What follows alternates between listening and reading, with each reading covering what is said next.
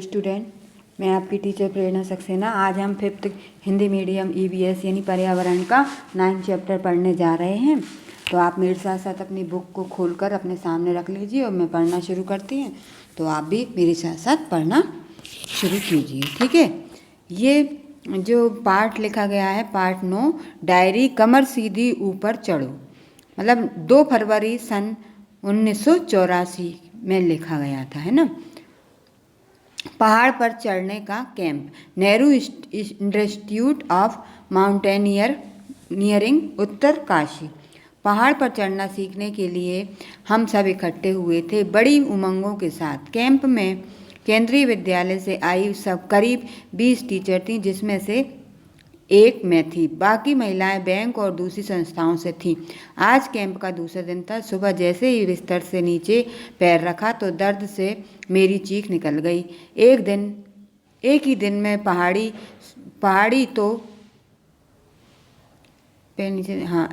में पहाड़ी सकरे ऊबड़ खाबड़ रास्तों पर 26 किलोमीटर चलना, वह भी कमर पर सामान से भरा पिट्ठू बैग लेकर। आप बाप रे, कल का वह दिन, मैं अभी तक मैं आंखों में आंसू लिए धीरे धीरे चलकर एडवेंचर कोर्स के डायरेक्टर ब्रिगेडियर ज्ञान सिंह की कमरे में जा पहुंची। मैंने मन ही मन सोच रही थी कि मुझे उनसे क्या क्या कहना है जिससे ट्रैकिंग पर न जाना पड़े। तभी पीछे से उनकी भारी सी आवाज़ सुनाई पड़ी, मैडम, नाश्ते के समय आप यहाँ क्या कर रही हैं? हरी अप, वरना भूखे ही ट्रैकिंग पर जाना होगा। सर ऐसे मेरे आगे के शब्द मेरे मुंह में ही रह गए। पैरों में छाले पड़े, चल नहीं सकती, यही कहना चाहती थी ना आप?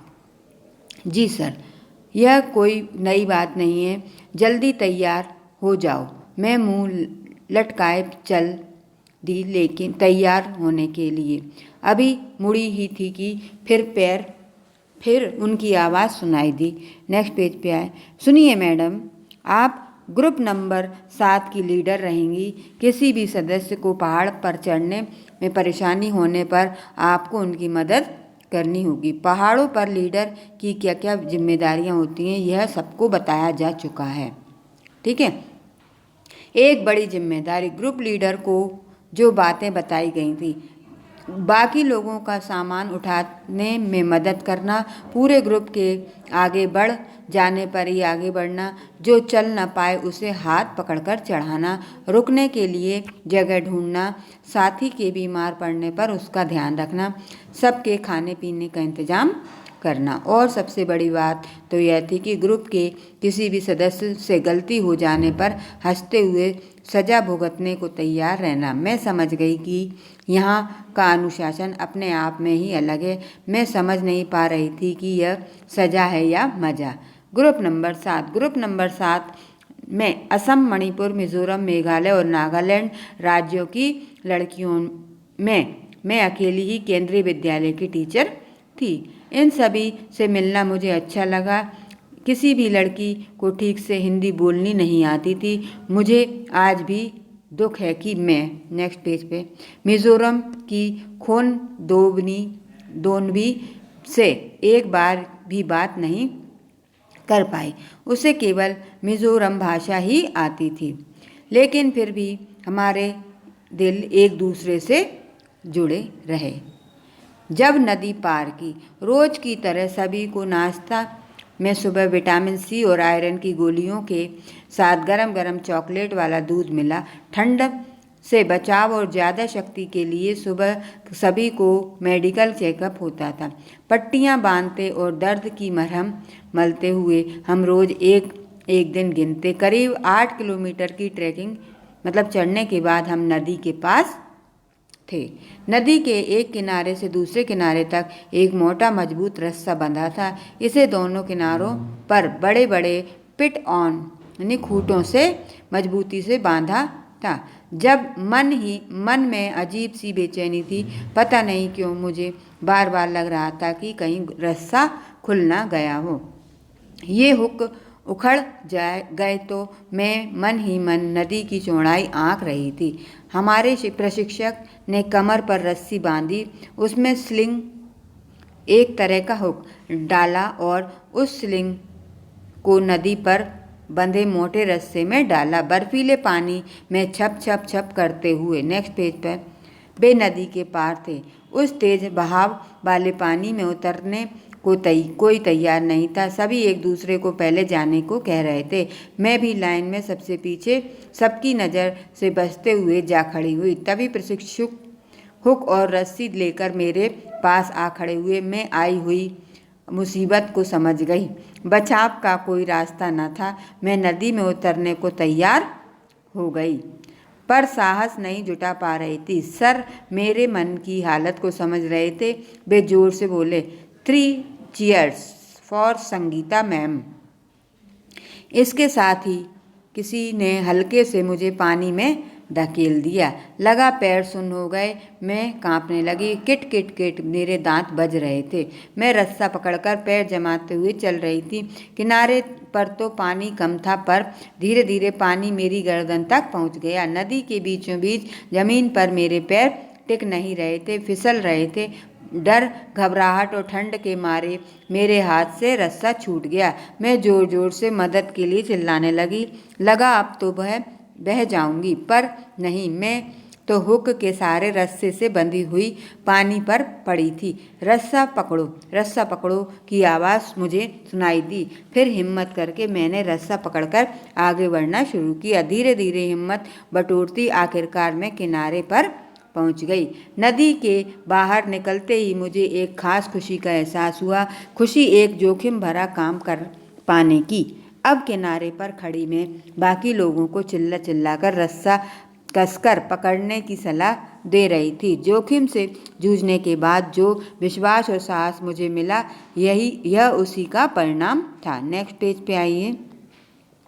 रॉक क्लाइंबिंग, चट्टानों पर चढ़ना। 10 फरवरी सन 1984। 15 किलोमीटर चढ़कर हमें टेकला गांव पहुंचना था। यह गांव लगभग 1600 मीटर की ऊंचाई पर था। खाने का डिब्बा, पानी की बोतल, रस्सी, hook, plastic sheet, diary, torch, तौलिया, साबुन, विंड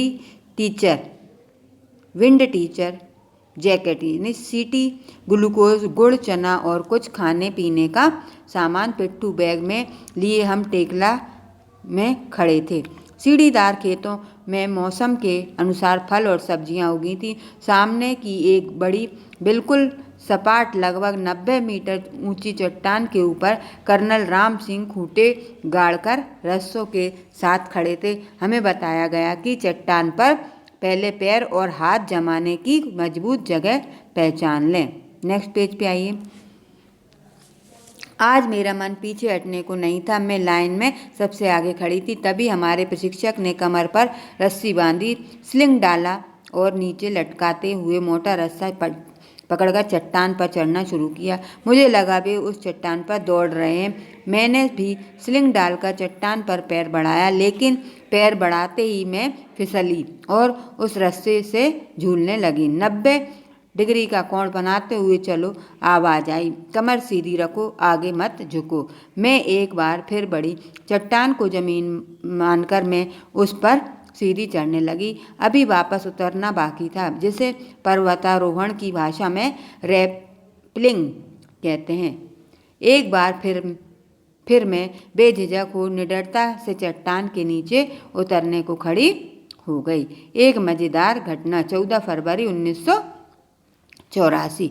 शाम को चली थी। खून दोन भी को भूख लगी थी और हमारा खाने का सामान भी खत्म था। मेरे देखते ही देखते यह कटीली तारें पार करके एक बगीचे में घुस गई। वहाँ से वह 2 बड़े बड़े पहाड़ी खीरे तोड़ लाई। तभी मैं पीछे से एक पहाड़ी महिला ने उसका बैग पकड़ लिया। अपनी भाषा में वह खोन दोनबी से कुछ कह रही थी। उसकी पहाड़ी भाषा हमारी समझ में बाहर थी। खोन दोबनी बीच बीच में मिजो भाषा में कुछ जवाब देती तो हमें समझ न आता। मैं उन दोनों की हिंदी में कुछ समझाती, लेकिन किसी को भी किसी की बात समझ में नहीं आती। आखिर हाव भाव से मैंने उस महिला को समझाया और गलती मानी। इतनी देर से सारा ग्रुप बहुत आगे निकल चुका था, अंधेरा हो चुका था और हम गलत रास्ते पर बढ़ गए थे। हम बहुत घबरा गए, टॉर्च से भी कुछ नज़र नहीं आ रहा था। हमने घबराकर हाथ पकड़ लिए। ठंड में मेरे पसीने छूट रहे थे कि आवाज़ आई, कहाँ हो तुम सब? पहाड़ों पर मेरी आवाज़ गूंजने लगी। हमने से सीटी बजानी शुरू की और टॉर्च से रोशनी की। तब तक शायद ग्रुप का लीडर आ चुका था। जवाबी सीटियाँ बजने लगीं। हम उस संकेत को समझ गए और टॉर्च के साथ हाथ पकड़े पसीने से तरबतर हम वहीं अपनी जगह खड़े हो गए। कौन बदोनी ने कि हमें कुछ न कुछ बोलते रहना चाहिए। हमें मिजो भाषा में जोर जोर से गाना शुरू कर दिया। थोड़ी ही देर में हमें ग्रुप मिल गया। तब जाकर हमारी जान में जान आई। ठीक है, नेक्स्ट पेज पे आइए। का खास मुलाकात। खाने के बाद हम खीरे को खाने के बाद हमें एक खास मेहमान से मिलवाया गया, बेबी बिचेंद्री पाल। उन्हें माउंट एवरेस्ट पर चढ़ाई के लिए चुना गया था। वे ब्रिगेडियर ज्ञान सिंह के आशीर्वाद लेने गई थीं। उसी खुशी के माहौल में सभी गा बजा रहे थे। बिचेंद्री भी एक मशहूर पहाड़ी गीत गाते हुए नाचने लगी। बैंड पाकू बारा मासा, काफल पाको चेता मेरी छेला। मैं सोच नहीं सकती थी कि यही बिचेंद्री एवरेस्ट पर चढ़ने वाली पहली भारतीय महिला बनने का इतिहास रचेगी। कैंप 18 फरवरी सन 1984। हम अब लगभग 2134 मीटर की ऊंचाई पर खड़े थे। हमें रात को यहीं रुकना था। हमने अपना टेंट लगाने की कोशिश करने लगे। टेंट लगाने के लिए और बिछाने के लिए हमारे पास प्लास्टिक की तह वाली शीट थी। इसमें हवा रुकी रहती थी और ठंड नहीं आती थी। हमने खूंटे पर डंडे और टेंट बांधने शुरू कर दिए। यह क्या, एक तरफ से बांधते तो दूसरी तरफ से उड़ जाता। बड़ी मुश्किल से टेंट लगे। आखिर हमें टेंट के चारों तरफ नाली खोदी। अब हम सभी भूख से बेहाल थे। हमने पत्थरों में चूल्हा बनाया, लकड़ियाँ इकट्ठी करके चूल्हा जलाया और खाना पकाया। खाना खाकर छिलके और कूड़ा एक पैकेट में इकट्ठा किए और जगह साफ की। सोने के लिए हमें स्लीपिंग बैग में घुस गए। हमारे स्लीपिंग बैग की तहों में पंख भरे हुए थे जिसमें गर्मी रहती है। मैं सोच रही थी क्या मैं सो जा पाऊंगी, लेकिन हम इतने थक हुए थे कि स्लीपिंग बैग में घुसते ही नींद आ गई। सुबह जागे। नेक्स्ट पेज पे आइए। तो बर्फ गिर रही थी। सफ़ेद सफ़ेद रुई के कतरों की तरह भी थी बर्फ। वाह, देखते ही मज़ा आ गया। पेड़ पौधे, घास, पहाड़ सभी कुछ सफ़ेद दिख रहे थे। आज हमें बर्फ पर और ऊपर लगभग 2700 मीटर की ऊंचाई पर चढ़ना था। ऊपर चढ़ने के लिए हमें छड़ियाँ दी गईं। हम छड़ी के सहारे पैर जमा कर बढ़ रहे थे। बार बार पैर फिसल रहे थे। दोपहर होते होते हम बर्फ के ढके पहाड़ों पर थे। वहाँ हमने स्नोमैन बनाया और बर्फ के गोले से भी खेले। कैंप का आखिरी दिन। कैंप फायर, आग जलाने की तैयारी चल रही थी। सभी ग्रुप अपना प्रोग्राम तैयार करके आए थे। खाने के बाद आग के चारों तरफ नाच गाना, चुटकुले हंसी मजाक में कब रात के 12 बज गए पता ही नहीं चला। तभी ब्रिगेडियर ज्ञान सिंह उठे और उन्होंने मुझे बुलाया। मैंने सोचा कि आज आखिरी दिन भी कोई गड़बड़ हो गई, पर उन्होंने जब बेस्ट परफॉर्मेंस अवार्ड के लिए मेरे नाम की घोषणा की तो मैं अवाक उन्हें देखती रह गई। ब्रिगेडियर साहब का आशीर्वाद भरा हाथ मेरे सिर पर था और मेरी आंखों में खुशी के आंसू टपक रहे थे। नेक्स्ट पेज पे आइए।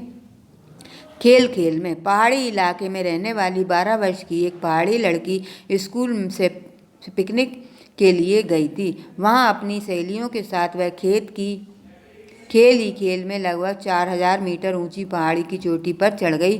वह चढ़ तो गई, लेकिन अंधेरा हो जाने के कारण वापस उतर नहीं पाई। वहाँ थी केवल गुप्त अंधेरा, ठंड और डर। पास में कुछ नहीं और कितनी भी कितनी थी पूरी रात, बितानी थी पूरी रात। हाँ, यह है गढ़वाल के नाकुरी गांव में रहने वाली बिछेंद्री पाल के बचपन की एक घटना। बड़े होकर नेहरू इंस्टीट्यूट ऑफ माउंटेनियरिंग में उन्होंने पहाड़ पर चढ़ने की ट्रेनिंग ली और उन्हें गाइड करने वाले थे ब्रिगेडियर ज्ञान सिंह। वे महिलाओं को पहाड़ों पर चढ़ने की ट्रेनिंग देने लगी। 1984 में बिछेंद्री को माउंट एवरेस्ट पर चढ़ने के लिए चुना गया। एक धमाका। 18 लोगों की उस टीम में 7 महिलाएं थीं। चढ़ाई के दौरान 15 मई की रात को टीम जब लगभग 7300 मीटर की ऊंचाई पर पहुंची तो बेहद थकी हुई थी। सब लोग तंबू गाड़कर सो गए।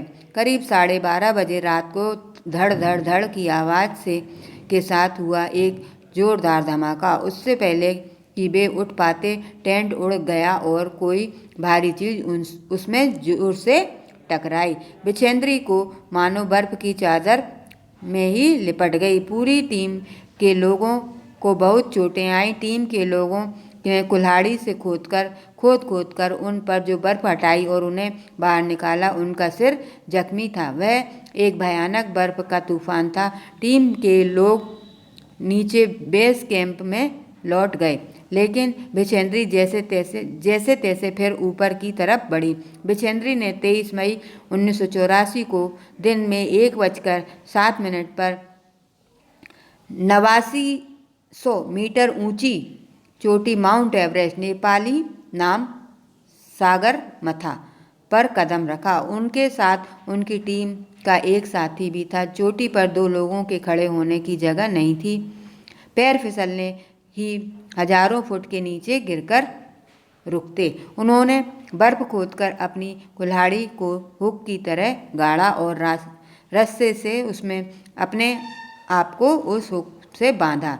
तब वे लोग वहाँ खड़े हो पाए। वे ठंड से कांप रही थी पर खुशी से झूम भी रही थी। उन्होंने वहाँ माथा टेका, तिरंगा गाड़ा और कई फोटो भी खींचे। करीब 43 मिनट वे दुनिया की सबसे ऊंची चोटी पर रहीं। इसके साथ ही बिछेंद्री पाल भारत की पहली और संसार की 5वीं ऐसी महिला बन गईं जिन्होंने एवरेस्ट पर कदम रखा।